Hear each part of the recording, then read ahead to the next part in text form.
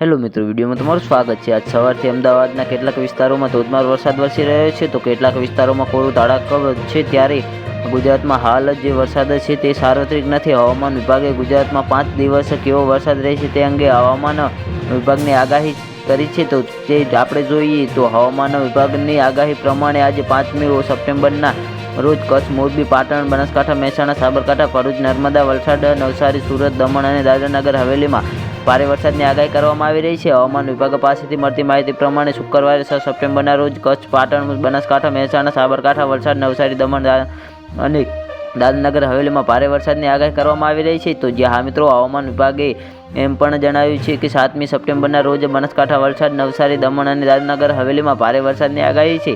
8મી સપ્ટેમ્બરના રોજ વલસાડ, દમણ અને દાદરાનગર હવેલીમાં ભારે વરસાદની આગાહી કરવામાં આવી રહી છે।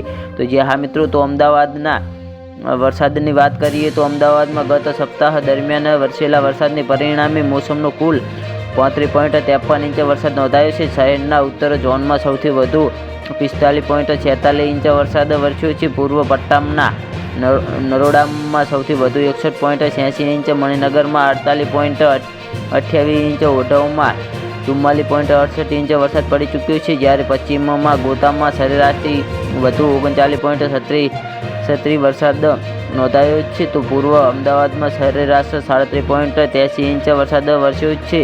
શહેરમાં સિઝનની જરૂરિયાત કરતાં 2.83 ઇંચ એટલે કે 8% વધુ વરસાદ નોંધાયો છે। જો કે પશ્ચિમમાં હજુ પણ 1.76 ઇંચ કે અંદાજે 5%ની ઘટ જોવા મળી રહી છે। તો જ્યાં મિત્રો આના વિશે તમારું શું કહેવું છે અમારી કોમેન્ટ બોક્સમાં જરૂરથી જણાવજો, અને ચેનલ પર નવા હોય તો ચેનલને સબસ્ક્રાઈબ કરવાનું ના ભૂલતા। તો વિડીયો પૂરો જોવા બદલ તમારો ખૂબ ખૂબ આભાર।